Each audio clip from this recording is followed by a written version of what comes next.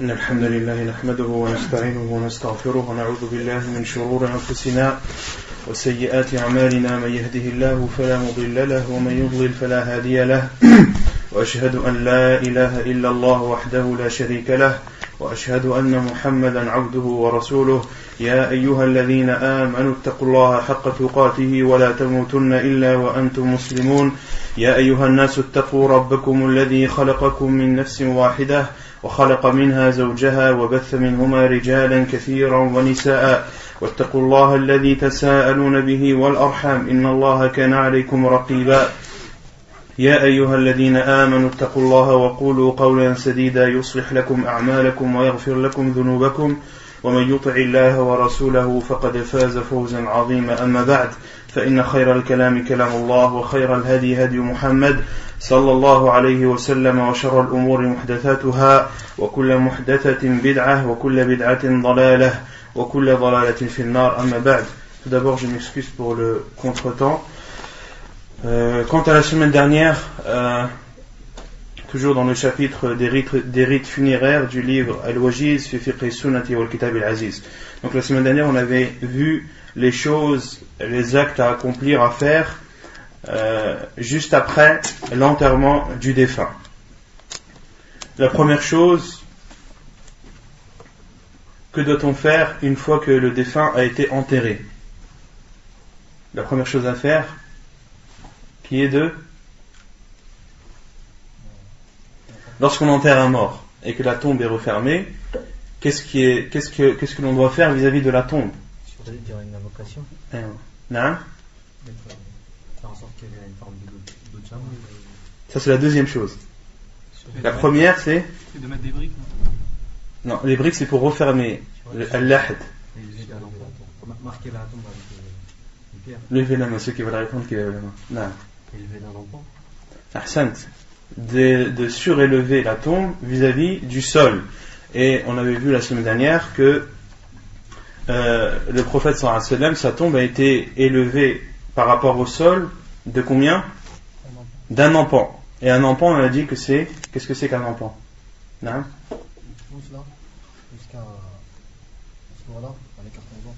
Donc c'est la distance entre le pouce et le bout du pouce.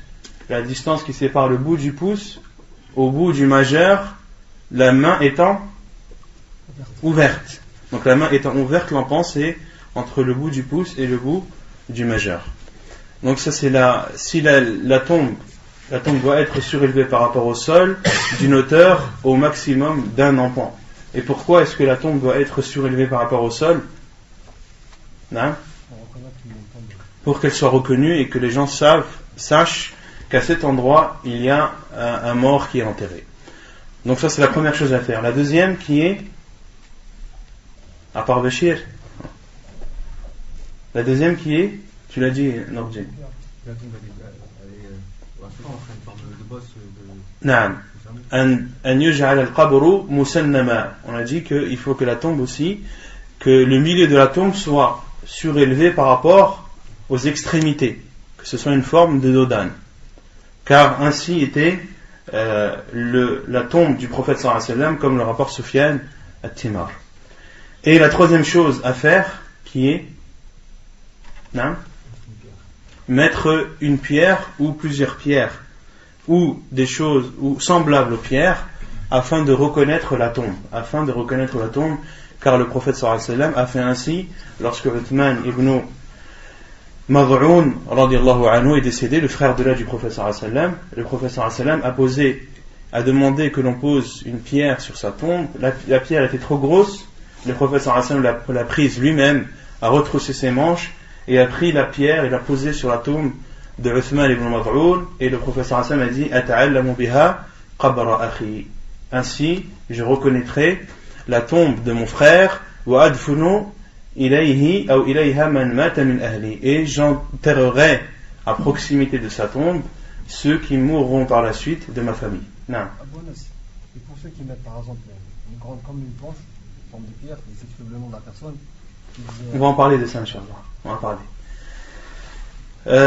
Ensuite, donc ça c'est la troisième chose. La quatrième chose à faire, qui est non. أحسنت الدعاء للميت بالتثبيت, de faire des invocations en faveur du défunt pour qu'Allah subhanahu wa ta'ala lui pardonne ses péchés et qu'il raffermisse ses pas, surtout lors de l'interrogatoire auquel il aura à faire dans sa tombe. Car le prophète sallallahu alayhi wa sallam, une fois qu'il a enterré un mort, a dit Ud'u li akhikum fa innahu al-ana yus'al. Faites des invocations, invoquez en faveur de votre frère, car maintenant il est questionné. Car au moment où je vous parle, il est questionné par les anges.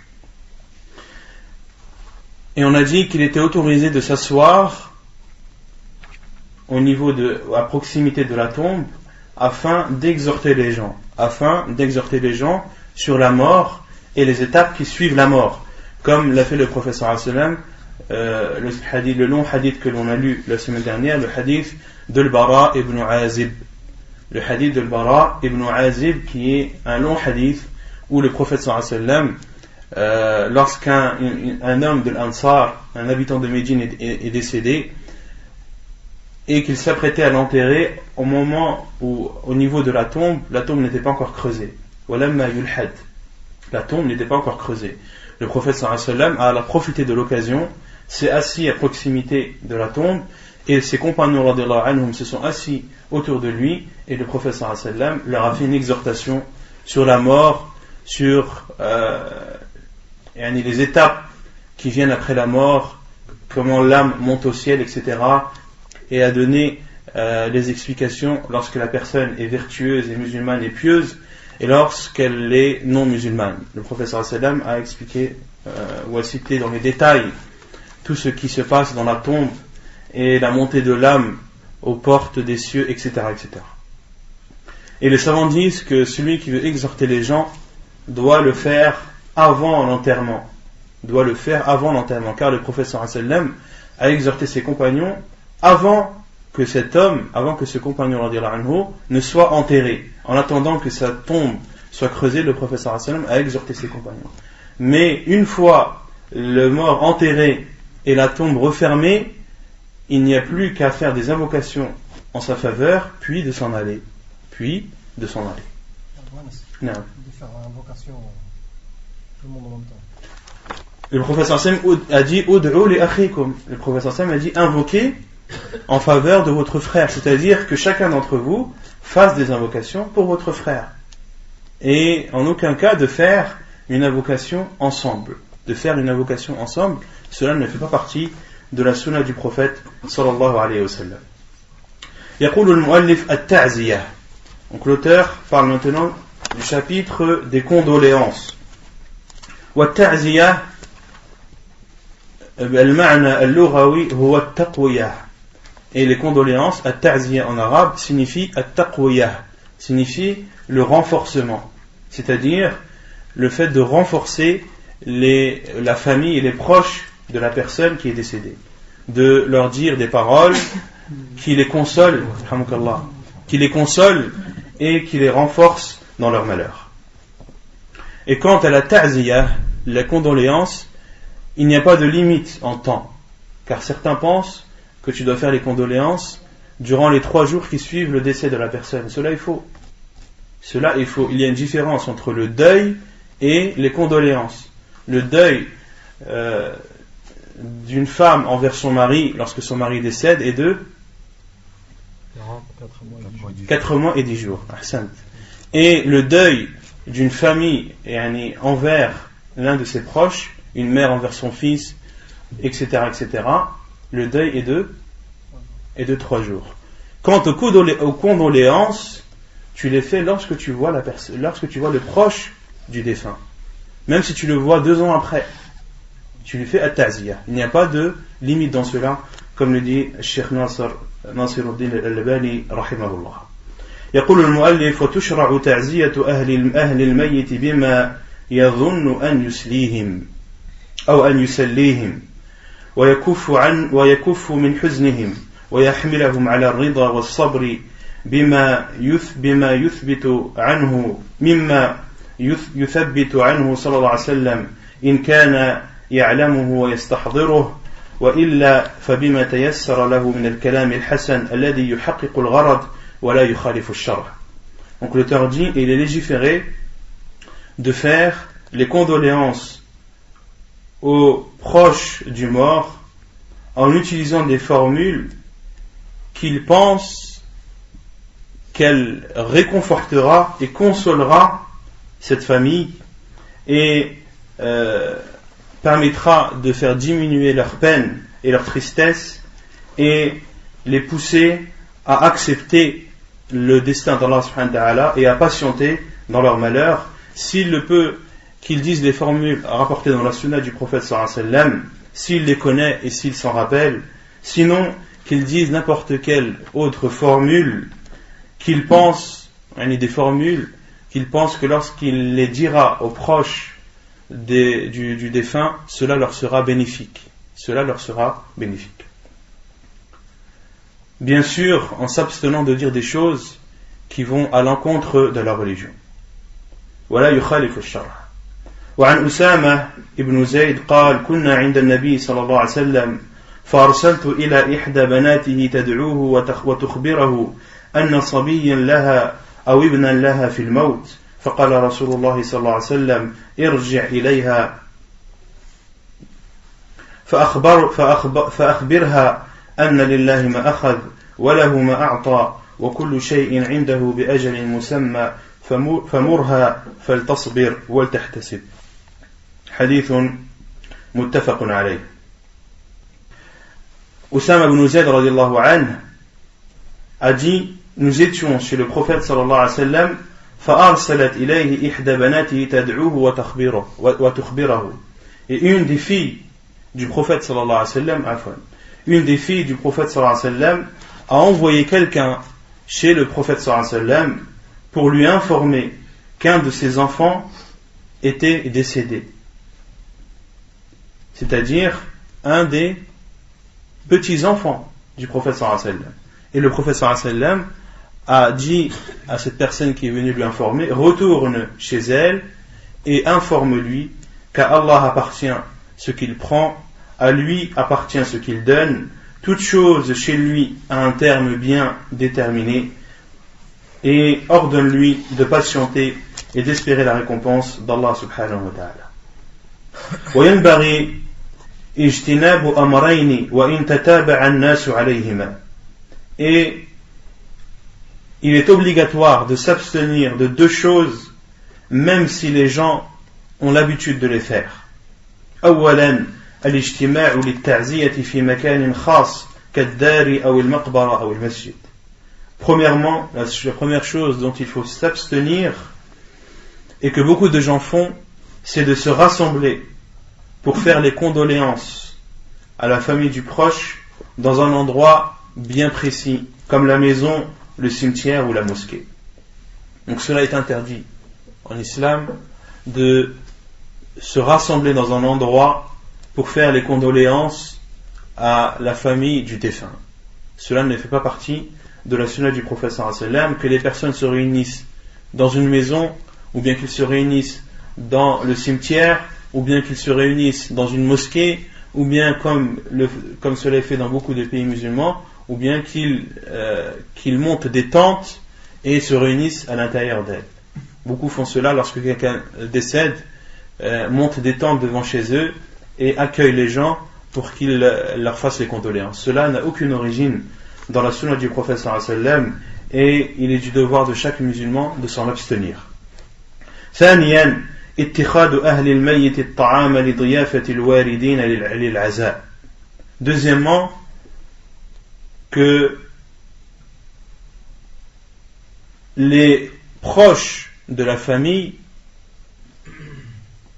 fassent à manger pour les invités qui viennent leur faire les condoléances. Cela aussi, il faut s'en abstenir. La famille du défunt a autre chose à faire que de préparer à manger à ceux qui viennent leur faire les condoléances. Et pour ceux qui veulent faire les condoléances, qu'ils aillent chez la personne, qu'ils lui fassent les condoléances, puis qu'ils repartent. Mais de rester chez eux, chez la famille du défunt, et s'asseoir et attendre qu'on leur serve le thé, attendent, si c'est l'heure du déjeuner, qu'on leur pose le déjeuner, ou si c'est l'heure du dîner, qu'on leur pose le dîner. Cela n'a aucune origine dans la sunna du prophète sallallahu alayhi wa sallam. Et cela est même interdit, comme le dit l'auteur, وَذَلِكَ لِحَدِيثِ جَرِيرٍ ابن عبد الله البجلي رضي الله عنه كنا نعد الاجتماع إلى أهل الميت وصنيعة الطعام بعد دفنه من النياحة حديث صحيح رواه ابن ماجه. La preuve de cela est le hadith de Jarir ibn Abdullah al-Bajali radiyallahu anhu qui dit: nous considérions, c'est-à-dire au temps du prophète sallallahu alayhi wa sallam, le rassemblement chez les proches du mort et de préparer des repas après l'enterrement comme an-niyaha. Nous considérions cela comme an-niyaha. An-niyaha qui est... Qu'est-ce que an-niyaha? Non? Non, c'est le fait de pleurer, de crier en pleurant, de se lamenter, etc. Cela est interdit. En islam, on a vu les hadiths à ce sujet. Et les compagnons du prophète sallallahu alayhi wa sallam considéraient le fait de se rassembler chez la famille du proche et de leur faire à manger ou que eux fassent à manger, ils considéraient cela comme an-niyaha, comme une lamentation. Et an-niyaha est interdit en islam. C'est même un grand péché, wal-'iyadhu billah. وإنما السنة أن يصنع أقرباء الميت وجيرانه لأهل الميت طعاما يشبعهم لحديث عبد الله بن جعفر رضي الله عنه قال: لما جاء نعي جعفر حين قتل قال النبي صلى الله عليه وعلى آله وسلم: اصنعوا لآل جعفر طعاما فقد أتاهم أمر يشغلهم أو أتاهم ما يشغلهم. Avant de parler de ce second sujet, concernant an-niyaha, le fait de pleurer et de se lamenter, de pleurer de façon abusive, en criant, etc., le prophète sallallahu alayhi wa sallam a dit dans un hadith raconté par le Bukhari et au Muslim que le mort est châtié, inna al-mayyit yu'adhabu la yu'adhabu bi buka'i ahlihi, que le mort est châtié par les pleurs de sa famille. Hadith rapporté par Al-Bukhari et Muslim. Comment comprendre le terme il est châtié? Comment comprendre ce terme il est châtié? Car une personne, lorsqu'elle meurt, elle n'est plus responsable de ses actes ni des actes d'autrui. Pourquoi alors est-elle châtiée alors que ce sont ses proches qui pleurent sur lui? Non. Parce que lui, comme il est responsable de ses proches, il aurait dû leur enseigner que à la mort d'une telle personne, c'est une des explications. Et il y a 4 explications des savants sur le terme la yu'adhab. Premièrement, les savants ont dit, la première explication, il est châtié, et châtié celui qui aura demandé à ses proches de pleurer sur lui. Elle a dit awsa bihi, celui qui a dit à ses proches lorsque je mourrai, pleurez sur moi et lamentez-vous sur moi. D'autres savants ont dit c'est celui qui savait que c'était une habitude chez lui ou dans son entourage de pleurer et de se lamenter sur les morts, mais malgré cela il n'a pas interdit, il n'a pas mis en garde ses proches de ne pas faire cet acte en sachant qu'il était interdit. La troisième explication, les savants ont dit il est châtié, le prophète sallallahu alayhi wa sallam parlait du non-musulman, que le non-musulman est châtié lorsque ses proches le pleurent. Et la quatrième explication, qui est que le châtiment ici, ce n'est pas un châtiment, mais plus un dérangement. C'est plus un dérangement et une crispation, car le prophète sallallahu alayhi wa sallam a dit dans un autre hadith as-safaru qit'atun min al-'adab.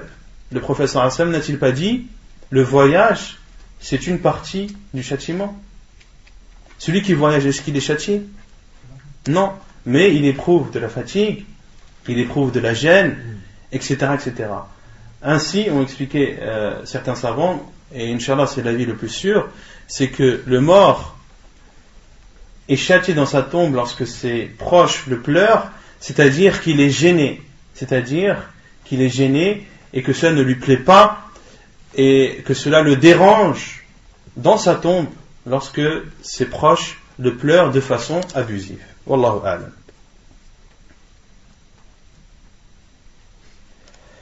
طيب. ويقول المؤلف, puis l'auteur a dit que la sunna c'est de faire à manger pour les proches du défunt. Pour les proches du défunt, de leur préparer un repas qui leur suffit, qui suffit à les rassasier. La preuve est le hadith d'Abdullah ibn Ja'far radiyallahu anhu qui dit: lorsque la mort de Ja'far radiyallahu anhu est parvenue après qu'il ait été tué, le prophète sallallahu alayhi wa sallam a dit: préparez à la famille de Ja'far un repas, car il leur est arrivé une chose qui va les préoccuper, car un événement qui vient d'avoir lieu va les préoccuper.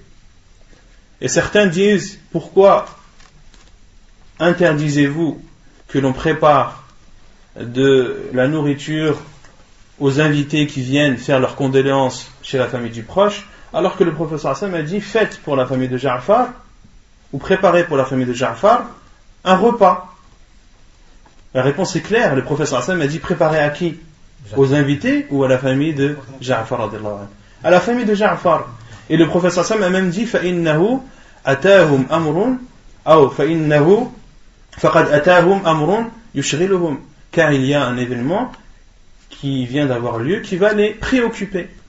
Et certains savants ont même dit que ceux qui ne sont pas préoccupés par la mort d'un de leurs proches, qu'il n'y a plus de nécessité de leur préparer à manger. Car certaines personnes, lorsqu'un proche décède, ils sont plus contents qu'autre chose. Ça peut arriver. Si une personne, un proche de ta famille qui te faisait du mal, qui t'offensait, etc., et qui peut-être, Allah n'était pas musulman, etc., c'est plus pour toi un délivrement et une libération. Sa mort est plus un délivrement et une libération qu'une peine et une tristesse. D'accord? Donc certains savants ont même dit que si la famille du défunt, la mort de ce proche ne les atteint pas de façon excessive, ou la mort ne les empêche pas de préparer le repas à eux-mêmes, alors il n'y a plus de nécessité de leur préparer des repas. Mais en aucun cas, il ne faut préparer le repas aux invités. Cela n'est pas autorisé en islam. Certains disent: mais comment faire lorsque certains viennent de loin? Il faut bien leur donner à manger. Alhamdulillah, les restaurants, c'est pas ce qui manque. Qu'ils aillent au restaurant et qu'ils aillent manger et se rassasier tranquillement, sans déranger la famille du défunt. Wallahu a'lam. Non. Et si ça devient une petite norme, parce que chez nous, c'est quelque chose qui se fait obligatoirement. Si on ne le fait pas, on est mal vu. Si on ne le fait pas, ça devient une grosse fitna. Tout dépend du terme fitna. Après, il faut voir al-masalih wal-mafasid. Il faut voir le bien et le mal, il faut poser le pour et le contre. Mais en général, si toi tu fais partie de la famille du défunt, les gens te respectent. Les gens te respectent, et c'est une occasion pour toi de montrer au grand jour la sunna du prophète sallallahu alayhi wa sallam. Toi qui es le proche du défunt,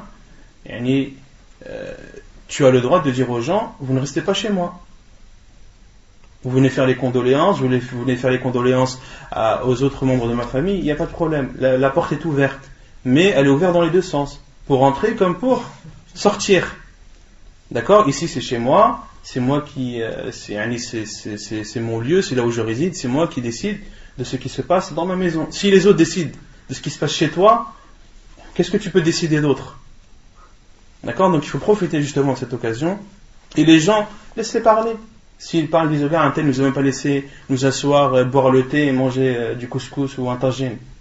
Les gens ne pourront pas t'en vouloir de refuser cela.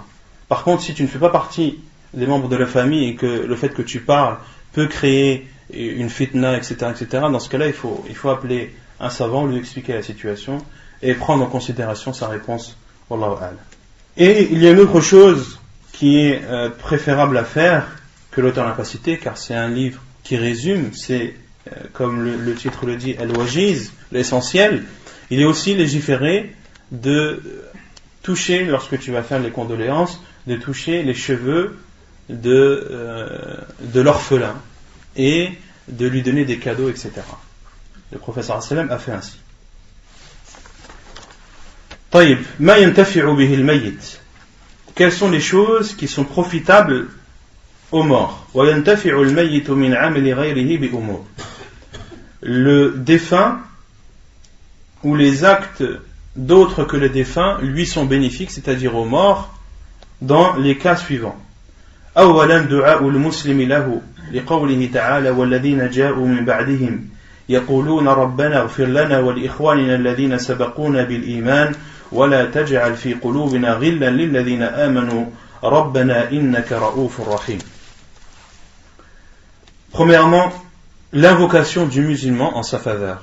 L'invocation du musulman en faveur du défunt lui est bénéfique. La preuve est la parole d'Allah subhanahu wa ta'ala et ceux qui sont venus après eux, c'est-à-dire après al-muhajirin wal-ansar, c'est-à-dire après al-muhajirin wal-ansar, ceux qui sont venus après eux et ont dit ô Allah, pardonne-nous et à nos frères qui nous ont précédés dans la foi et ne mets pas dans nos cœurs de la rancœur vis-à-vis de ceux qui ont cru. Ô Allah, tu es le tout compatissant et le très miséricordieux. Innaka ra'ouf, innaka rabbana, innaka ra'oufur rahim.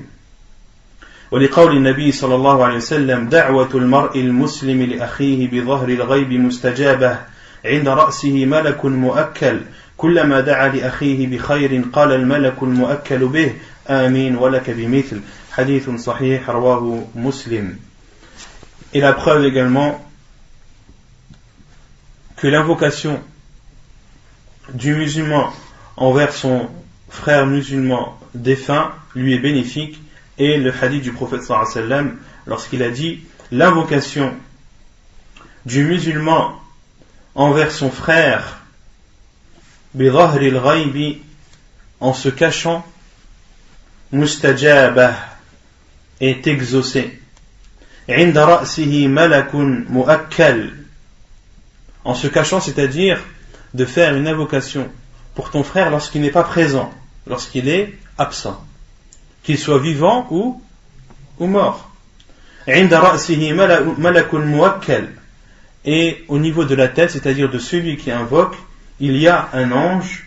À chaque fois qu'il fait une invocation en bien, le prophète sallallahu alayhi wa sallam a bien dit kullama da'a li akhihi bi khayr, lorsqu'il fait une invocation en faveur de son frère, une invocation de bien, cet ange dit Amin wa laka bimith. L'ange dit Amin et tu auras la même chose. Amin et tu auras la même chose. C'est-à-dire, si ton frère est absent et tu dis oh Allah, fais-le entrer au paradis, eh bien un ange qui est au niveau de ta tête te dit Amin et tu auras la même chose. Hadith authentique rapporté par Muslim dans son Sahih. ثانيا قضاء الدين عنه من أي شخص لما سبق من قضاء أبي قتادة الدينارين عن ميت. La deuxième chose, c'est de rembourser les dettes, quelle que soit la personne qui rembourse.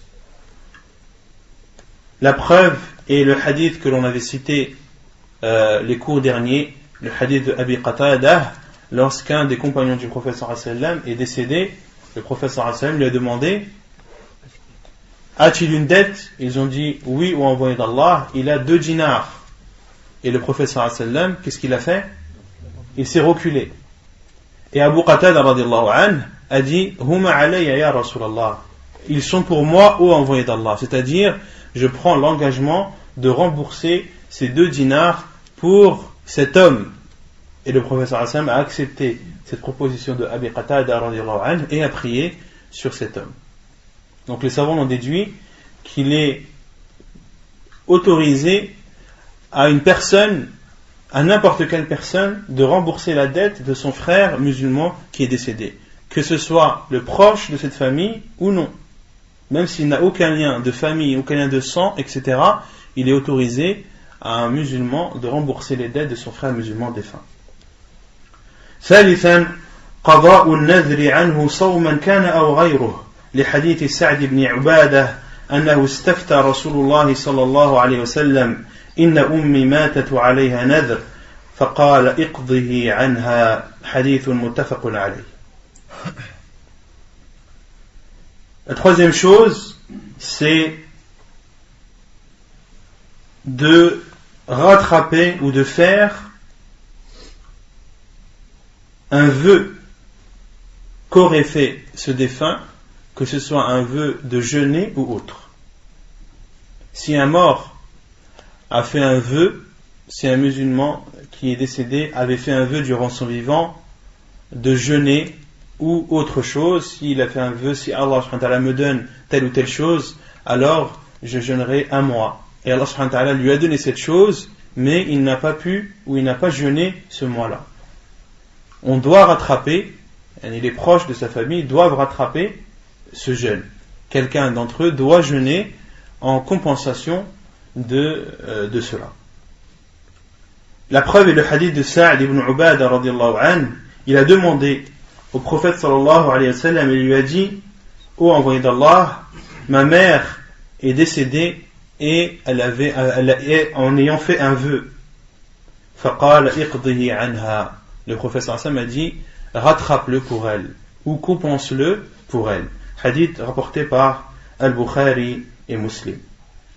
Et dans un autre hadith que l'auteur n'a pas cité, le hadith de Aïcha radiyallahu anha, où le prophète sallallahu alayhi wa sallam a dit: celui qui meurt en devant du jeûne, alors qu'il doit jeûner, c'est-à-dire un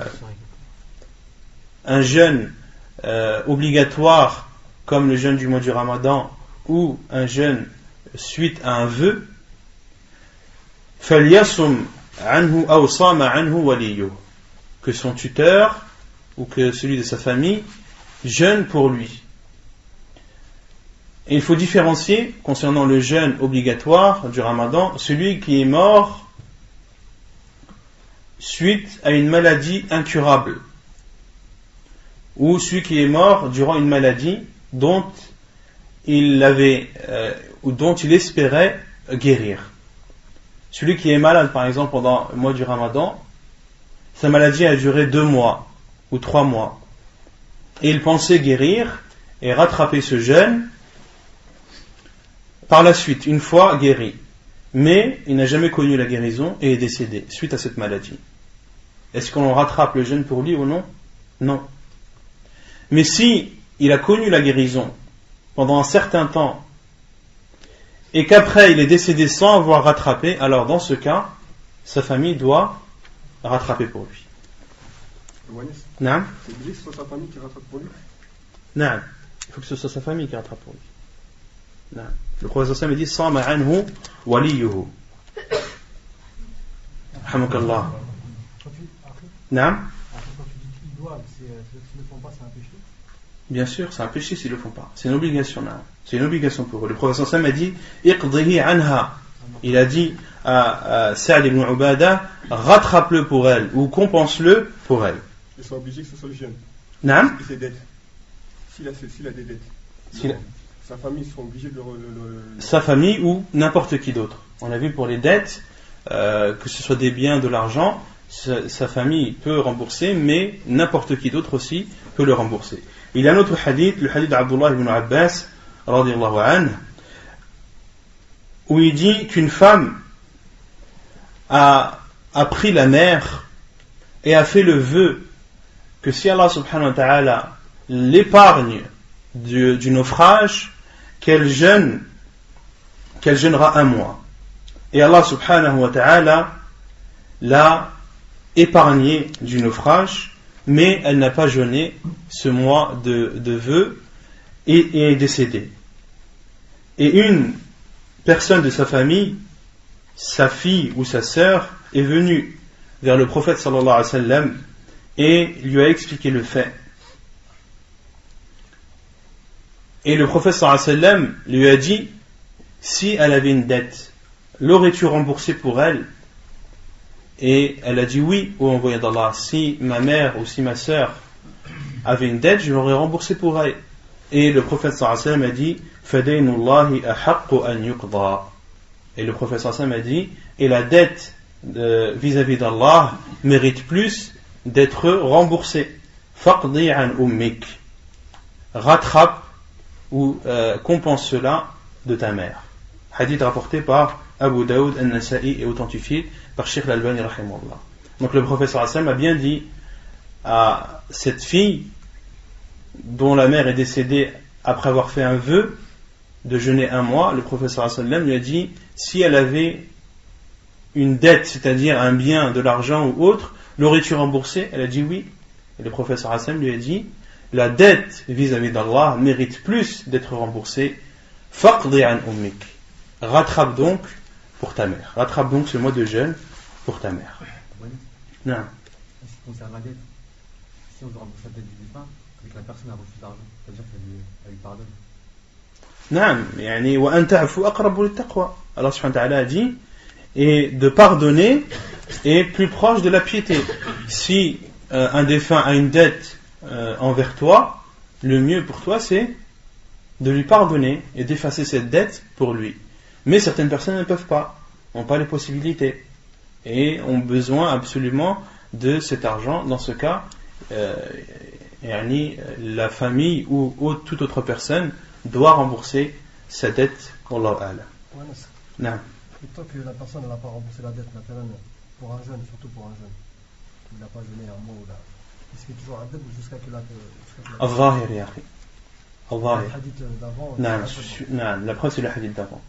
الآن برد جلده والله أعلم. رابعا ما يفعله الولد الصالح من الأعمال الصالحة. Quatrièmement, ce qui profite également aux morts, même dans sa tombe, ce sont ce que fait ses enfants pieux, ce que font ses enfants pieux comme acte pieux. Ce que font ses enfants pieux comme acte pieux. ما يفعله الولد الصالح من الأعمال الصالحة. يقول الله تعالى وأن ليس للإنسان إلا ما سعى. La preuve c'est la parole d'Allah subhanahu wa ta'ala وأن ليس للإنسان إلا ما سعى. Et en vérité, l'homme n'obtient que le fruit de ses efforts. ويقول النبي صلى الله عليه وسلم إن أطيب ما أكل الرجل من كسبه وإن ولده من كسبه. حديث صحيح رواه أبو داود والترمذي وابن ماجه والنسائي. Et le prophète صلى الله عليه وسلم a dit, ce que la personne mange de plus bon est ce qu'il mange de son travail qu'il a fourni. وإن ولده من كسبه. Et ses enfants sont le fruit de son travail.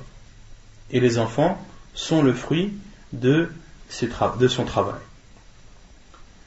Et les enfants ici, وَإِنَّ وَلَدَهُ هَذَا يَشْمَلْ. Le terme walad englobe les filles ou les garçons seulement, ou les deux.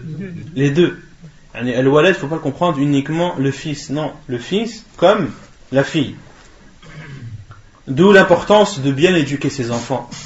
Car si tu éduques bien tes enfants et que il s'avère, Inch'Allah, que ce soit des personnes pieuses qui adorent Allah subhanahu wa ta'ala comme il se doit, et bien chacune de leurs adorations, tu auras une récompense. Allah subhanahu wa ta'ala récompensera le père comme la mère. Récompensera le père comme la mère des actes pieux que feront le fils comme la fille. D'accord? Et la preuve, c'est la parole d'Allah subhanahu wa ta'ala, et la personne ne sera récompensée que du fruit de ses efforts. Et les enfants sont les fruits des efforts des parents. Et le prophète a dit وَإِنَّ وَلَدَهُ مِنْ كَسْبِهِ. Et les enfants font partie des biens et des fruits de la personne.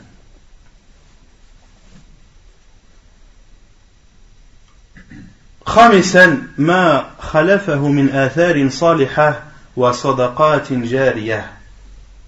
Cinquièmement, la cinquième chose qui profite aux morts même dans sa tombe, c'est ce qu'il leur a laissé comme trace, comme bonne trace, et comme aumône continuelle. Comme aumône continuelle. Ce qu'il leur a laissé comme trace pieuse ou vertueuse, comme par exemple, s'il a été la cause de la conversion de quelqu'un.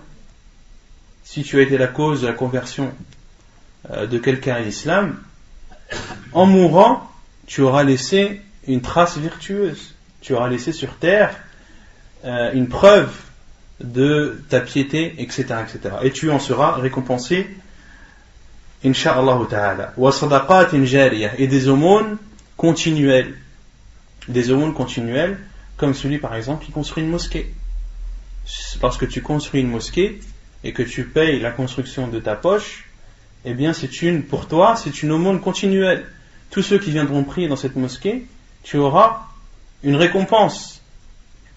Ou bien, lorsque tu plantes un arbre fruitier ou autre, et que les gens en profitent par la suite, ou que les animaux, les oiseaux, etc. en profitent par la suite, eh bien tu en auras la récompense, même si tu meurs et que tu es dans ta tombe. عن أبي هريرة رضي الله عنه أن رسول الله صلى الله عليه وسلم قال إذا مات الإنسان انقطع عمله إلا من ثلاث إلا من صدقة جارية أو علم ينتفع به أو ولد صالح يدعو له. Selon Abu Huraira radiallahu anhu, le prophète sallallahu alayhi wa sallam a dit, lorsque l'être humain meurt, ses actes sont suspendus sauf trois. Sadaqatin jariyah illa min sadaqatin jariyah. Ils sont suspendus sauf pour une aumône continuelle, dont j'ai donné l'exemple, ou bien une science profitable que cette personne aura laissée. Quelque chose qu'il aura appris à quelqu'un et que cette personne ait mis en pratique, eh bien à chaque fois que cette personne mettra cela en pratique, la personne qui lui aura enseigné sera récompensée même lorsqu'il meurt et qu'il est enterré dans sa tombe. Ou lorsqu'un de ses enfants pieux fait des invocations en sa faveur. D'où l'importance encore de bien prendre en considération l'importance de l'éducation des enfants. Hadith rapporté par Muslim dans son Sahih. يقول المؤلف زيارة القبور, de visiter les tombes. Et de visiter les tombes est légiféré en islam bis sunnati wal ijma'. Et cela, la preuve que cela est légiféré est présente dans la sunna, mais c'est aussi l'unanimité des savants, comme le rapporte l'imam al-Nawawi rahimahullah. وتشرع زيارة القبور للاتعاظ وتذكرة الآخرة شريطة أن لا يقول عندها ما يغضب الرب سبحانه وتعالى كدعاء المقبور والاستغاثة به من دون الله تعالى ونحو ذلك. Il est légiféré de visiter les tombes afin de prendre cela comme une morale, comme un rappel de l'au-delà, à condition de ne pas dire durant cette visite ce qui énerve Allah subhanahu wa ta'ala, comme d'invoquer les morts ou bien de demander le secours auprès des morts en dehors d'Allah subhanahu wa ta'ala ou toute autre chose similaire.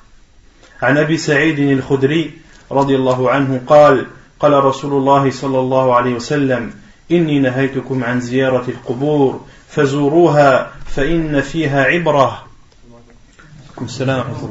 ولا تقولوا ما يسخط الرب حديث صحيح رواه الحاكم والبيهقي.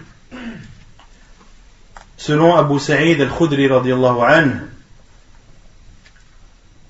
le prophète sallallahu alayhi wa sallam a dit: je vous avais interdit de visiter les tombes, maintenant visitez-les, car ce sont un rappel, ou car c'est un rappel. ولا تقولوا ما يسخط الرب, et ne dites pas ce qui énerve Allah subhanahu wa ta'ala. Hadith authentique rapporté par Al-Hakim et Al-Bayhaqi. Donc de visiter les tombes, lorsqu'une personne visite les tombes, elle doit les visiter pour se rappeler l'au-delà,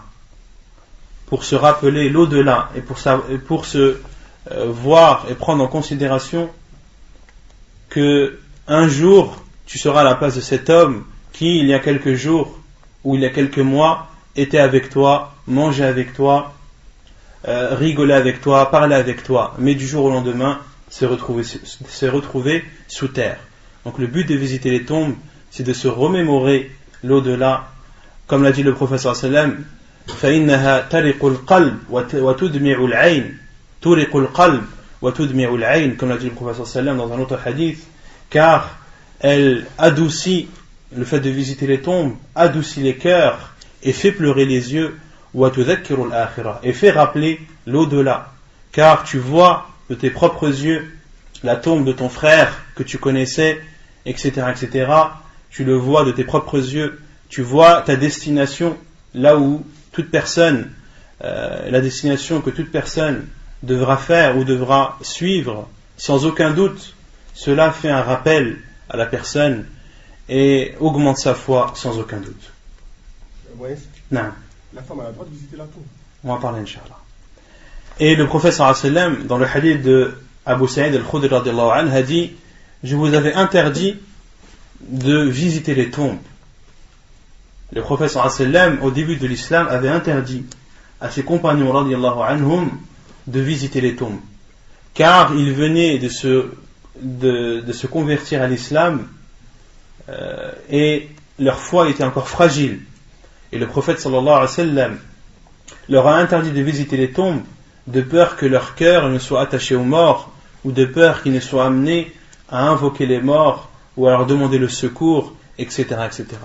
Mais une fois que la foi s'est ancrée dans leur cœur et qu'ils aient connu la différence entre al-shirk et al-tawhid, une fois qu'ils aient connu la gravité d'associer Allah subhanahu wa ta'ala et l'importance de n'adorer qu'Allah subhanahu wa ta'ala lui et seul, quelle que soit la forme d'adoration, à ce moment le prophète sallallahu alayhi wa sallam a autorisé à ses compagnons radhiyallahu anhum de visiter les tombes et les a même fortement conseillé de le faire, car cela leur rappellera l'au-delà.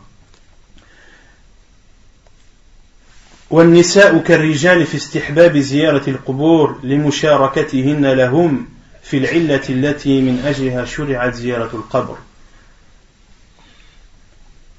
Et les femmes comme les hommes في استحباب زيارة نعم.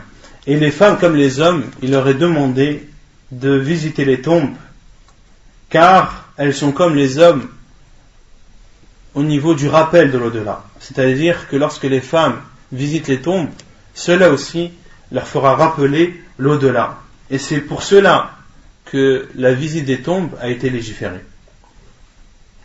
ولما مر فيما يقال عند الزيارة أن عائشة رضي الله عنها سألت رسول الله صلى الله عليه وسلم ماذا تقول إذا زارت القبور فعلمها ماذا تقول ولم ينهها ولم يبين لها أن ليس للنساء زيارة.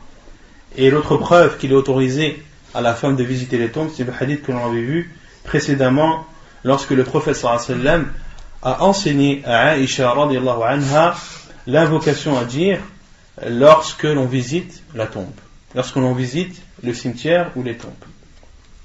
Et ce hadith, c'est un long hadith. La dernière fois on avait cité qu'une partie. C'est un hadith rapporté par nous, c'est le hadith de Aïcha radiyallahu anha, qui dit que le prophète sallallahu alayhi wa sallam a dormi une nuit chez elle.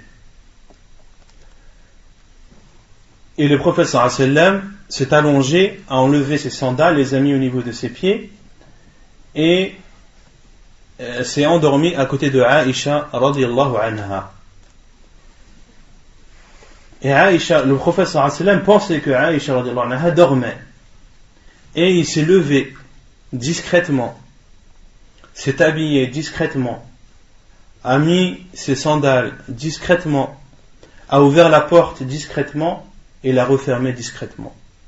Et Aïcha radhiyallahu anha ne dormait pas, elle était réveillée. Elle s'est donc habillée et est sortie suivre le prophète sallallahu alayhi wa sallam. Elle l'a suivi jusqu'à Al-Baqi'. Et elle a vu le prophète sallallahu alayhi wa sallam lever ses mains 3 fois et invoqué longuement. Le prophète sallallahu alayhi wa sallam est parti à Al-Baqi', dans le cimetière de Médine, a levé ses mains et a invoqué longuement. Et Aïcha radhiyallahu anha était devant le prophète sallallahu alayhi wa sallam et le regardait de loin. Puis le prophète sallallahu alayhi wa sallam s'est retourné, elle s'est retournée. Le prophète sallallahu alayhi wa sallam a marché, elle a marché. Le prophète sallallahu alayhi wa sallam a accéléré le pas, elle a accéléré le pas. Et elle a précédé le prophète sallallahu alayhi wa sallam en rentrant chez elle. Elle est rentrée chez elle avant le prophète sallallahu alayhi wa sallam. Et une fois le prophète sallallahu alayhi wa sallam rentré, a vu Aïcha radhiyallahu anha essoufflée. Et lui a dit: qu'as-tu, ô Aïcha? Ma laki ya Aïcha. Dans le hadith de Muslim, rahimahullah, le prophète sallallahu alayhi wa sallam dit: Ma laki ya Aïcha, sans le ta al-marbout à la fin. Et le nom Aïcha, il y a deux façons de le dire et de l'écrire. Soit on l'écrit Aïcha avec un ta marbout à la fin, ou bien Aïcha ou Aïchou. Les deux sont autorisés. Et elle a dit: La shay, ya Rasulallah, il n'y a rien au envoyé d'Allah. Et le prophète sallallahu alayhi wa sallam a dit: La tukhbirani ou la yukhbirani al-latif al-khabir. Soit tu vas m'informer de ce que tu as, ou bien alors m'en informera celui qui est le doux et le tout connaisseur, qui est Allah subhanahu wa ta'ala. Et le prophète sallallahu alayhi wa sallam lui a dit: penses-tu ou croyais-tu que j'allais dormir chez une autre femme? Car c'était la nuit de Aïcha radhiyallahu anha. Et le prophète sallallahu alayhi wa sallam lui a dit: penses-tu que Allah et son envoyé feraient cela? Penses-tu que j'étais parti aller voir une autre de mes épouses? Et le prophète sallallahu alayhi wa sallam lui a tapoté sur la poitrine. Et le prophète sallallahu alayhi wa sallam a expliqué à Aïcha radhiyallahu anha que Jibril alayhi salam est venu et a informé le prophète sallallahu alayhi wa sallam discrètement pour ne pas réveiller Aïcha radhiyallahu anha. Et le prophète sallallahu alayhi wa sallam a répondu à Jibril discrètement pour ne pas réveiller Aïcha radhiyallahu anha. Et il s'est levé discrètement et sorti discrètement pour ne pas la réveiller.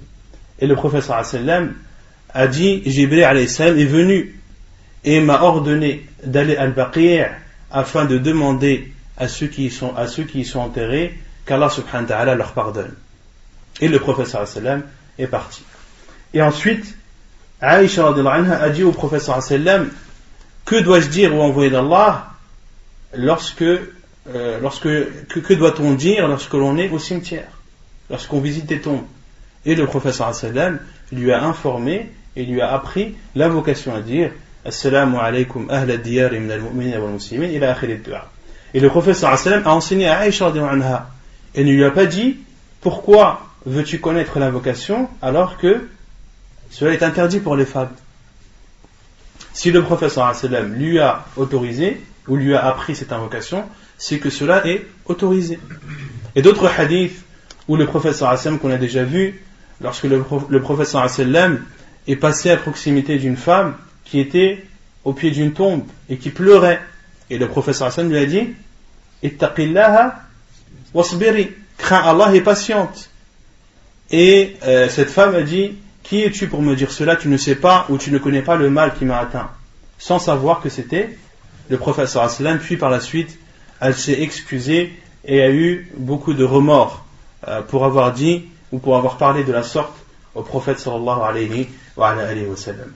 Et d'autres hadiths où Aïcha radhiyallahu anha, comme rapporté dans Sahih Muslim, où Aïcha radhiyallahu anha a visité la tombe de son frère Abdurrahman ibn Abi Bakr. Il y a beaucoup de hadiths qui nous prouvent que la femme, il lui est autorisé comme l'homme de visiter les tombes. Et d'autres savants l'interdisent. Et leur preuve, c'est le hadith du prophète sallallahu alayhi wa sallam: La'ana Allahu za'irat al-qubur. Et dans une autre version, La'ana Allahu zawarat al-qubur. Qu'Allah subhanahu wa ta'ala maudit celles qui visitent les tombes. Et dans une autre version, Zawarat al-qubur, et celles qui accentuent dans la visite des tombes, celles qui visitent très souvent les tombes. Allah subhanahu wa ta'ala les maudit. Et ils disent que le prophète sallallahu alayhi wa sallam a maudit les femmes qui a dit za'irat al-qubur, qui visitent les tombes, et dans un autre hadith, celles qui visitent beaucoup les tombes.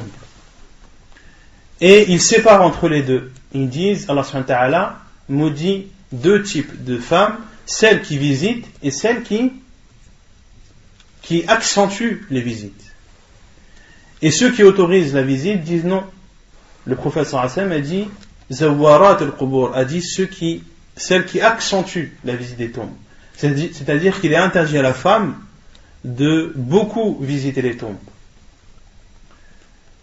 Et qu'il faut prendre ce deuxième terme et non prendre en considération le premier. C'est-à-dire que le prophète sallallahu alayhi wa sallam a voulu dire par là celles qui accentuent les visites. Et les autres savants, comme Cheikh Ibn Taymiyyah rahimahullah, on dit non. Et comme Cheikh Ibn Taymiyyah rahimahullah, on dit non. On dit le prophète sallallahu alayhi wa sallam a parlé de deux types de femmes, celles qui visitent et celles qui accentuent les visites. Et ils ont répondu au hadith de Aïcha radhiyallahu anha, lorsqu'elle est partie visiter la tombe de Abdurrahman ibn Abi Bakr, son frère. Ils ont dit que c'est un ijtihad de Aïcha radhiyallahu anha et que la parole du prophète sallallahu alayhi wa sallam passe avant tout. Et ils ont expliqué le hadith où Aïcha radhiyallahu anha est partie dans le cimetière lorsqu'elle a suivi le prophète sallallahu alayhi wa sallam. Ils ont répondu que Aïcha radhiyallahu anha est partie pour suivre le prophète sallallahu alayhi wa sallam et non pas pour visiter la tombe. Il y a la khilafiyya à ce sujet, et wallah a'lam, l'avis le plus sûr c'est qu'il est autorisé à la femme de temps en temps de visiter la tombe, vu toutes les preuves à ce sujet, et qu'il leur est interdit de visiter beaucoup les tombes. Et la cause, c'est car les femmes sont des êtres faibles et sensibles, qui peuvent très vite être pris par une folie ou pleurer de façon abusive, etc., etc. Surtout lorsqu'elles se rendent dans des cimetières qui sont souvent des endroits isolés, des endroits où elles se retrouveraient seules et où il n'y aurait personne pour les raisonner et les calmer. Wallahu a'lam. Ma yahrumu 'inda al-qubur. Qu'est-ce qu'il est interdit de faire vis-à-vis des tombes ou lorsque l'on est à proximité d'une tombe? أولا الذبح لوجه الله لقوله صلى الله عليه وسلم لا عقر في الإسلام. قال عبد الرزاق ابن همام كانوا يعقرون عند القبر بقرة أو شاة. حديث إسناده صحيح رواه أبو داود. La première chose qu'il est interdit de faire, c'est d'égorger pour la face d'Allah. D'égorger une bête, de sacrifier une bête pour Allah. Et de sacrifier une bête pour autre qu'Allah, cela est interdit dans tous les cas. C'est du shirk. قُلْ إِنَّ صَلَاتِي وَنُسُكِي وَمَحْيَايَ وَمَمَاتِي لِلَّهِ رَبِّ الْعَالَمِينَ. Dis, ma prière, mes sacrifices, ma vie et ma mort sont pour Allah subhanahu wa ta'ala. Mais au niveau des tombes, il est interdit d'égorger une bête, même lorsque tu l'égorges pour Allah. Car certains vont dire, mais moi je n'égorge pas pour le mort, j'égorge pour Allah subhanahu wa ta'ala. Le prophète sallallahu alayhi wa sallam a dit, il n'y a pas d'égorgement en islam, c'est-à-dire au niveau des tombes. Et Abdul Razzaq ibn Hammam a expliqué et a dit qu'avant l'apparition de l'islam, ils égorgeaient au niveau de la tombe une vache ou un mouton. Durant la Jahiliya, durant la période anté-islamique, les Arabes avaient pour habitude, lorsque quelqu'un mourait, d'apporter une chamelle ou d'apporter une vache au pied de la tombe de cet homme et d'égorger la bête. Et ils disaient, nous égorgeons la bête, ou nous égorgeons la chamelle qu'il avait l'habitude d'égorger pour ses invités, nous l'égorgeons maintenant pour lui, afin que mangent cette chamelle les animaux sauvages. Je voudrais savoir. Non. Est-ce qu'il est autorisé, par exemple, le mort, il écrit en fait dans son testament, parce que je sais que le Salaf est pareil sur ça, il y a comment dire, de faire d'abih de plusieurs sacrifices, quoi. C'est-à-dire, en fait, la personne qui va mourir, elle écrit dans son testament, est-ce que, c'est-à-dire, de faire une partie comme au monde, c'est une obligation. Si le mort, dans son testament, dit je veux que l'on prenne de l'argent et qu'on égorge 2 vaches ou 3 vaches pour moi, mais qu'il le fasse. Mais ce qui est interdit, on a dit, c'est d'égorger au niveau ou à proximité des tombes. C'est cela qui est interdit, à proximité des tombes. Et car, comme je l'ai dit, durant l'époque anti-islamique, ils avaient l'habitude d'égorger des moutons ou des vaches en disant nous égorgeons cette bête comme ce défunt avait l'habitude d'égorger pour ses invités, et qu'il était généreux envers eux, qu'il prenait soin d'eux, et bien nous égorgeons nous aussi aujourd'hui, alors qu'il est dans sa tombe, afin que mangent de cette viande les animaux et les bêtes féroces. Et deuxièmement, jusqu'à 6, la première chose qui est interdite à faire au niveau de la tombe, c'est d'égorger pour Allah subhanahu wa ta'ala. Et la deuxième à la 6e chose, c'est ce qui est contenu c'est ce qui est contenu dans ce hadith. عن جابر رضي الله عنه قال نهى رسول الله صلى الله عليه وسلم أن يجصص القبر وأن يقعد عليه وأن يبنى عليه أو يزاد عليه أو يكتب عليه. حديث إسناده صحيح رواه أبو داود. Selon Jabir radiallahu anhu, le prophète sallallahu alayhi wa sallam, il a dit, le prophète sallallahu alayhi wa sallam a interdit naha an yujassas al-qabr, a interdit que l'on plâtre les tombes, c'est-à-dire que l'on recouvre les tombes de plâtre qui est de couleur blanche, qui est une sorte d'embellissement de la tombe. Cela est interdit. Le prophète sallallahu alayhi wa sallam a interdit que l'on plâtre les tombes, car lorsque les gens vont voir une tombe plâtrée, embellie de cette façon, qu'est-ce qu'ils vont croire? Les personnes qui sont faibles de foi ou qui sont ignorantes vont croire que cette tombe ou que le défunt a quelque chose de particulier, que c'est peut-être un saint, et que si on l'invoque, eh bien nos invocations seront peut-être exaucées, etc., etc. C'est pour fermer toute porte à l'associanisme. Et comme le dit Cheikh Dabani aussi, c'est aussi pour ne pas embellir la tombe. Pour ne pas embellir la tombe. Et quant au fait de recouvrir la tombe de terre cuite ou de boue, cela, il y a 2 avis des savants. Certains disent que c'est détestable, d'autres disent que c'est autorisé. Et l'avis de Cheikh Al-Albani rahimahullah, c'est que c'est autorisé s'il y a une nécessité. On sait que la sunna du prophète sallallahu alayhi wa sallam, c'est que la tombe soit élevée par rapport au sol. Mais il y a certains sols qui sont sableux. Et tu auras beau élever la tombe par rapport au sol, il suffit de quelques mois, il suffit d'un grand vent pour que tout ce sable parte. Donc il est autorisé dans ce cas d'utiliser de la boue ou de la terre cuite ou autre, et la mélanger à ce sable afin que ce soit rigide, pour laisser la tombe toujours en apparence. Cela est autorisé car il y a une nécessité.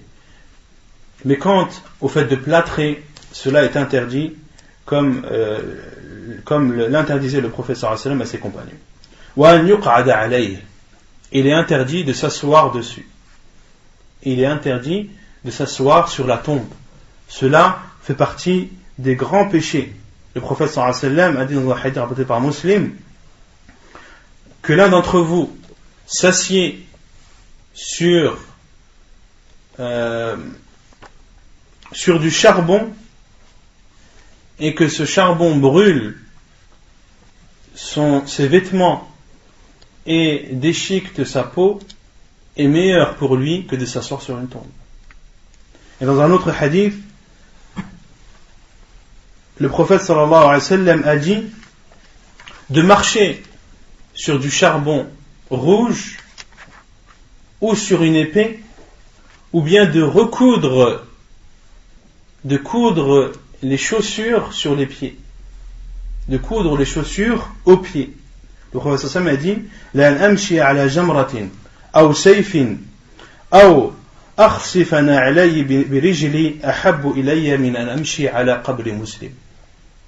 De marcher sur du charbon rouge, ou bien sur une épée, ou bien de recoudre mes sandales à mes pieds est préférable pour moi, ou est meilleur pour moi, que de marcher sur la tombe d'un musulman. Hadith rapporté par Ibn Majah et authentifié par Cheikh al-Albani rahimahullah. Donc dans ce hadith, le prophète sallallahu alayhi wa sallam,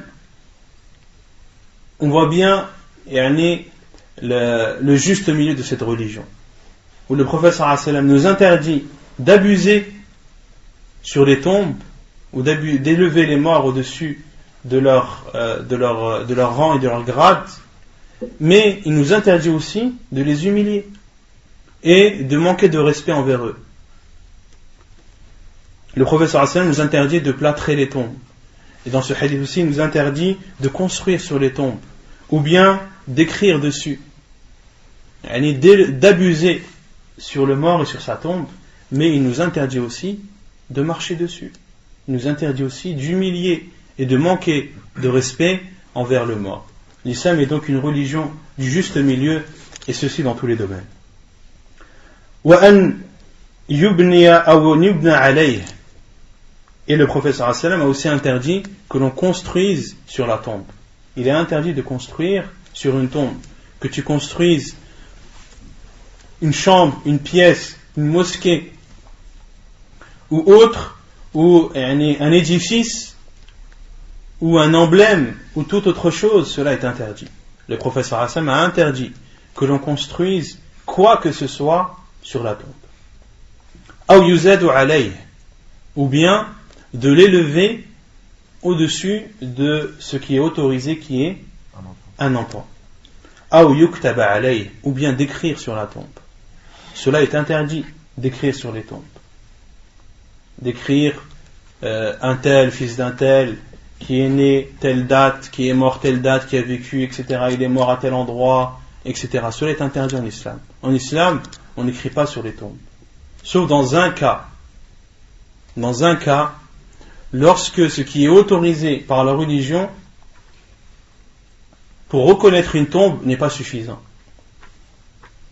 Lorsque tu entres dans un cimetière où il y a, 5000 ou 6000 tombes, et sur chaque tombe il y a une pierre, on a dit le fait de poser les pierres sur les tombes, le but c'est de reconnaître, va reconnaître la tombe.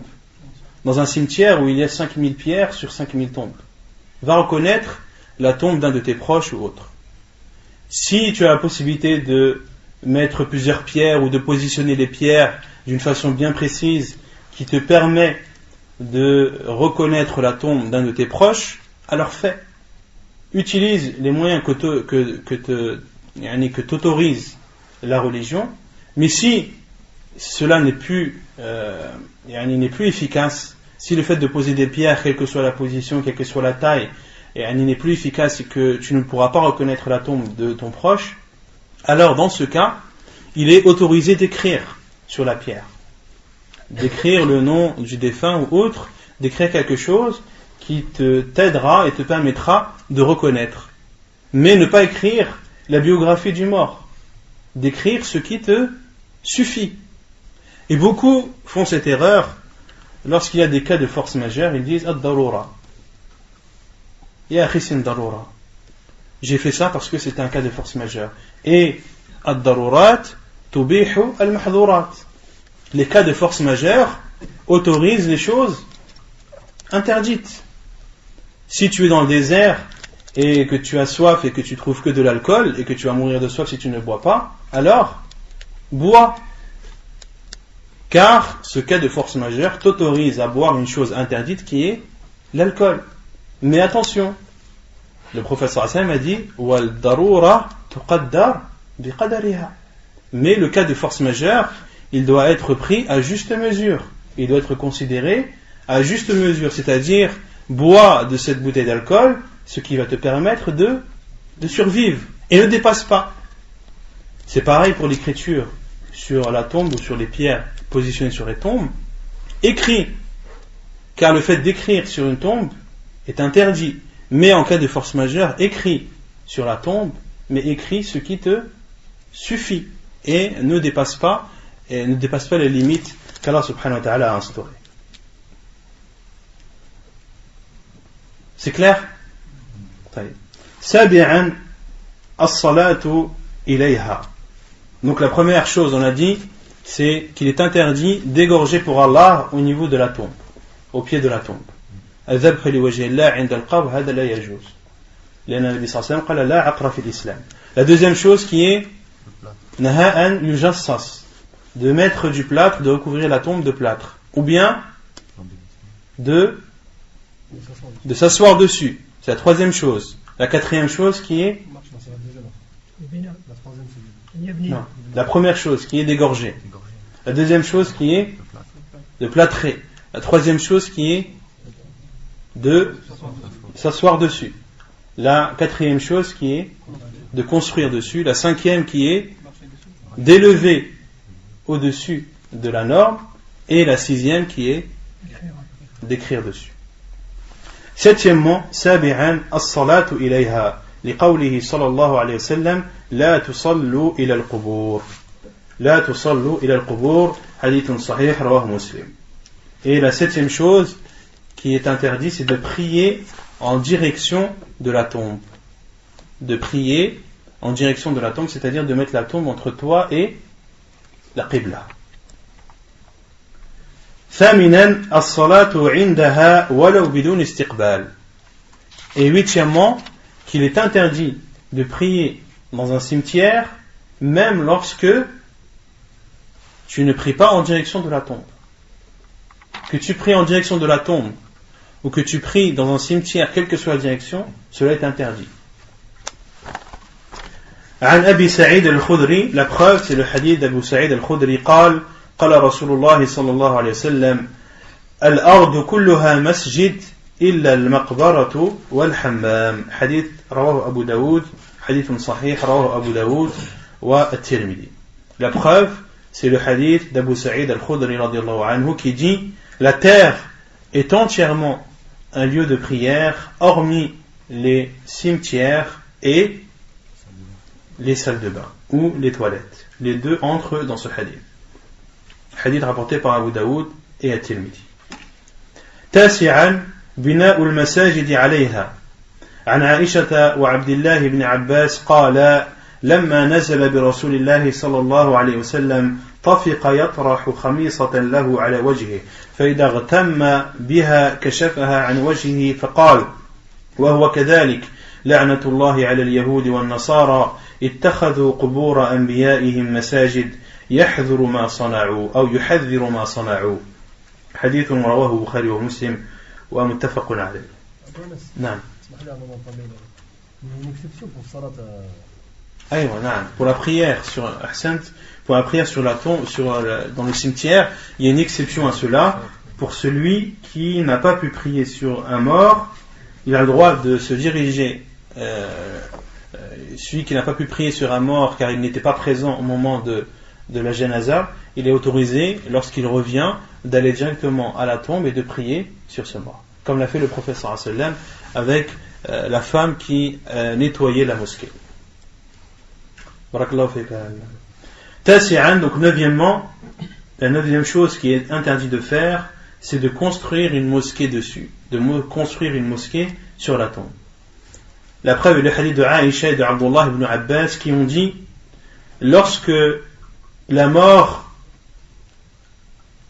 a presque frappé le prophète sallallahu alayhi wa sallam, ou lorsque le prophète sallallahu alayhi wa sallam était en train d'agoniser, tafiqa yatrahu khamisatan lahu ala wajhihi. Tafiqa ay ja'ala. Le prophète sallallahu alayhi wa sallam prenait une étoffe de tissu et la mettait sur son visage. Le prophète sallallahu alayhi wa sallam faisait cela pour calmer sa douleur et pour ne pas que les gens voient à quel point le prophète sallallahu alayhi wa sallam souffrait dans cette agonie. Et lorsqu'il n'avait plus besoin de se couvrir le visage, le prophète sallallahu alayhi wa sallam disait en découvrant son visage que la malédiction d'Allah soit sur les juifs et les chrétiens, car ils ont pris les tombes de leurs prophètes comme des lieux de prière. Yuhadhiru ma sana'u. Le prophète sallallahu alayhi wa sallam disait cela pour mettre en garde de ce genre d'acte. Hadith authentique rapporté par Al-Bukhari et Muslim. وعن عائشة قالت قال رسول الله صلى الله عليه وسلم في مرضه الذي لم يقم منه لعن الله اليهود والنصارى اتخذوا قبور أنبيائهم مساجد قالت فلولا ذاك أبرز قبره غير أنه خشي أن يتخذ مسجدا. حديث صحيح رواه البخاري ومسلم. Et selon Aïcha radhiyallahu anha, elle dit, le prophète sallallahu alayhi wa sallam a dit, dans la maladie qui a suivi ou qui a précédé sa mort, que la malédiction d'Allah soit sur les juifs et les chrétiens. Ils ont pris les tombes de leurs envoyés ou de leurs prophètes comme lieu de prière ou comme mosquée. Qalat, et Aïcha radhiyallahu anha dit, et si ce n'était cela, la tombe du prophète sallallahu alayhi wa sallam aurait été mise en évidence, mais il avait peur que sa tombe soit prise comme une mosquée, ou que sa tombe soit prise comme un lieu de prière. Hadith rapporté par Al-Bukhari et Muslim. عاشرا اتخاذها عيدا وتقصد في أي وقت معينة ومواسم معروفة للتعبد عندها أو لغيرها لحديث أبي هريرة رضي الله عنه قال رسول الله صلى الله عليه وسلم لا تتخذوا قبري عيدا ولا تجعلوا بيوتكم قبورا وحيثما كنتم فصلوا علي فإن صلاتكم تبلغني. حديث صحيح رواه أبو داود. Voilà, نعم. Quand on voit le hadith que tu as cité avant, donc Aïcha, نعم. on voit la tombe du prophète actuellement, on pourrait dire qu'il y a khilaf entre le hadith et ce qu'on voit aujourd'hui. Pourquoi? Quand tu vas à Médine et que tu vois la tombe du prophète. Non, concernant la tombe du prophète sallallahu alayhi wa sallam, le prophète sallallahu alayhi wa sallam, comme on l'avait vu dans le cours précédent, a été enterré là où il est mort. Le prophète sallallahu alayhi wa sallam a été enterré là où il est mort, et il est mort dans son lit, dans sa maison et sur son lit. Et il a été enterré, comme l'a dit Abu Bakr radhiyallahu anhu, car le prophète sallallahu alayhi wa sallam lui a dit, lorsque un prophète meurt, il meurt dans l'endroit où il aurait aimé être enterré. Et le prophète sallallahu alayhi wa sallam a donc été enterré dans sa maison. Et à l'époque du prophète sallallahu alayhi wa sallam, sa maison était collée à la mosquée. Elle n'était pas dans l'enceinte de la mosquée. Puis avec l'infrastructure aujourd'hui actuelle, la mosquée a été élargie. Certes, c'est une erreur d'avoir élargi la mosquée du côté de la maison du prophète sallallahu alayhi wa sallam, car sa maison entre dans la mosquée. Mais ce qu'il faut bien comprendre, c'est que la maison du prophète sallallahu alayhi wa sallam est bien cernée, elle est bien délimitée, d'accord, et elle ne fait pas partie de la mosquée. Elle ne fait pas partie de la mosquée. Ala kulli hal, ce qu'il faut bien comprendre, c'est que le prophète sallallahu alayhi wa sallam est enterré dans sa maison, et sa maison a été bien délimitée, elle a bien été cernée par des grillages, par des portes, etc., etc. Si vous allez à Médine, vous allez bien voir la différence. Et la maison du prophète sallallahu alayhi wa sallam est bien délimitée et elle n'est pas considérée comme la mosquée. Donc c'est une exception à cela, et dans tous les cas la tombe du prophète sallallahu alayhi wa sallam ne fait pas partie de la mosquée. Il y a bien une différence, il a bien été enterré dans sa maison et non pas dans la mosquée. Wallahu a'lam. Ashiran ittikhaduha 'ida. Donc la 10e chose qu'il est interdit de faire, c'est de prendre la tombe ou de considérer la tombe comme un lieu de fête. Tuqsadu fi awqatin mu'ayyana. Une tombe que l'on visiterait pour fêter pendant des moments bien déterminés. Wa mawasim ma'rufa, et dans des événements bien connus. Litta'abbudi 'indaha, pour adorer Allah subhanahu wa ta'ala à proximité de celle-ci. Donc, de considérer la tombe comme un lieu de fête, c'est-à-dire un lieu où tu te rends pendant un moment bien déterminé, pendant des événements bien déterminés, pour faire des adorations, même si c'est pour adorer Allah subhanahu wa ta'ala, cela est interdit. Ou pour toute autre chose, pour adorer Allah subhanahu wa ta'ala, ou pour toute autre chose. les hadiths Abu Huraira radiallahu anhu. La preuve est le hadith d'Abu Huraira radiallahu anhu qui a dit, le prophète sallallahu alayhi wa sallam a dit, ne prenez pas ma tombe comme un lieu de fête. وَلَا تَجْعَلُوا بُيُوتَكُمْ قُبُورًا, et ne faites pas de vos maisons des tombes. وَحَيْثُمَا كُنْتُمْ فَصَلُّوا عَلَيَّ فَإِنَّ صَلَاتَكُمْ تَبْلُغُنِي. Et où que vous soyez, priez sur moi, c'est-à-dire, dites Allahumma salli ala Muhammad ila akhirih, priez sur moi, car vos prières me parviennent. Car vos prières me parviennent. Hadith authentique rapporté par Abu Daoud.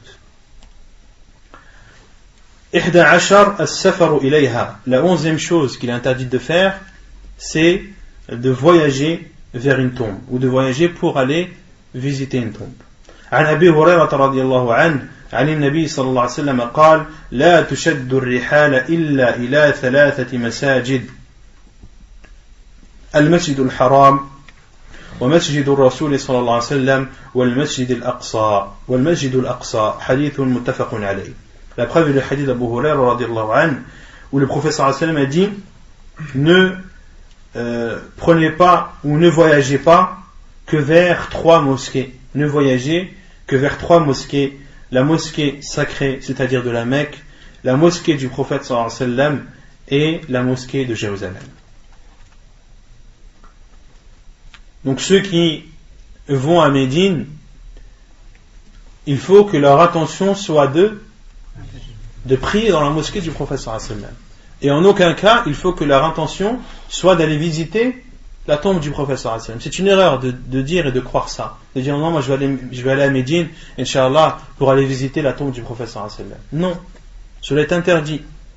Il est interdit de voyager pour aller visiter une tombe, même la tombe du prophète sallallahu alayhi wa sallam. Lorsque tu vas à Médine, va pour aller prier dans la mosquée du prophète sallallahu alayhi wa sallam, la mosquée sacrée, car chaque prière que tu feras dans cette mosquée équivaut à 1000 prières que tu auras faites dans toute autre mosquée hormis celle de la Mecque.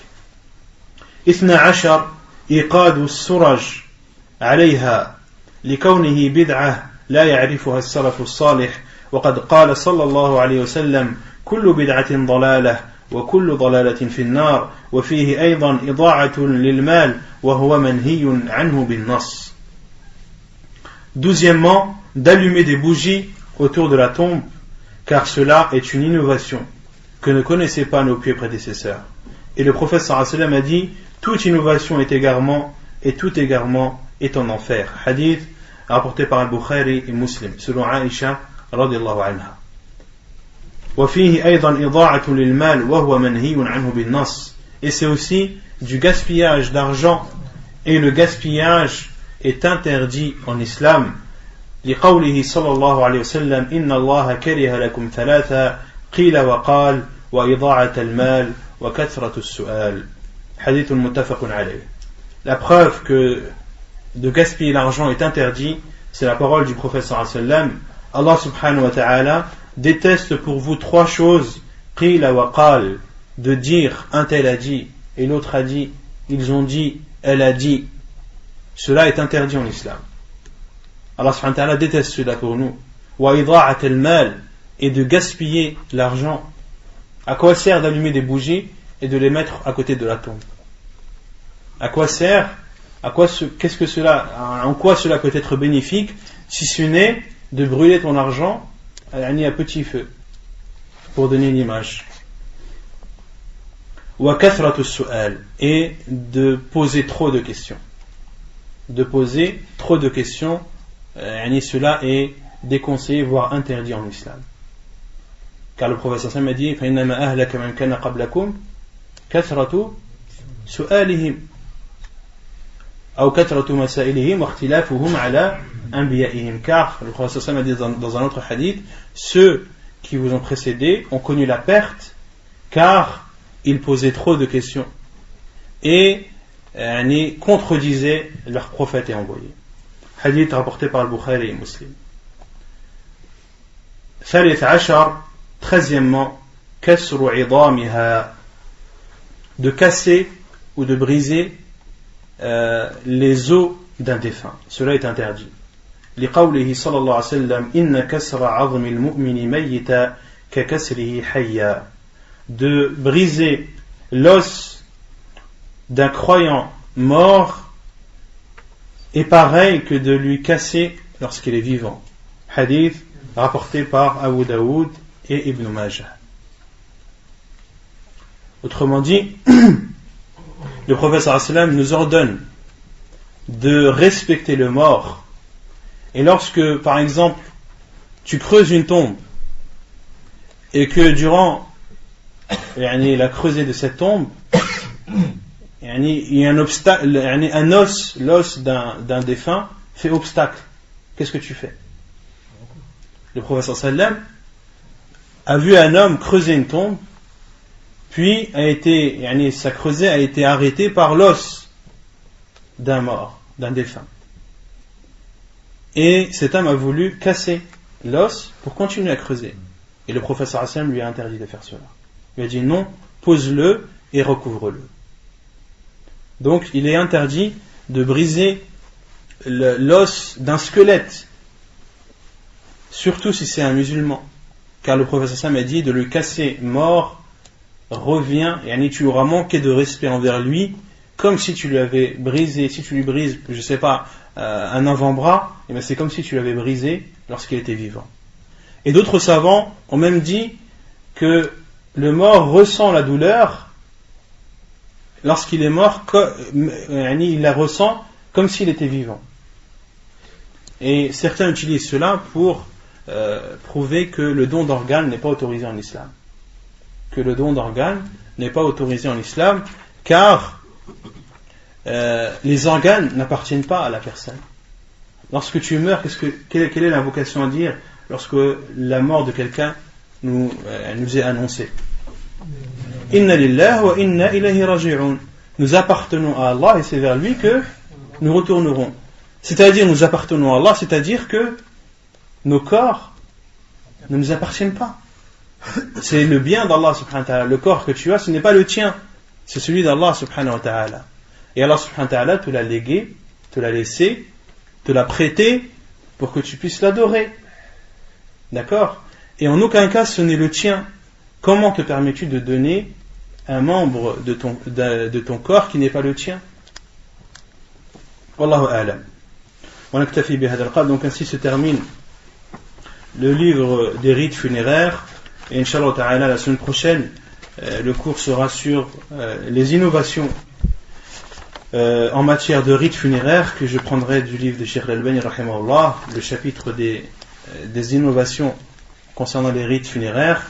Et donc la semaine prochaine ce sera le dernier cours. Ensuite il y aura une interruption pour le Hajj Inch'Allah, et au retour du Hajj on continue le livre et on étudiera Inch'Allah ta'ala Kitab al-Zakat, le livre de la Zakat. ونكتفي بهذا القدر وسبحانك اللهم وبحمدك أشهد أن لا إله إلا أنت أستغفرك وأتوب إليك.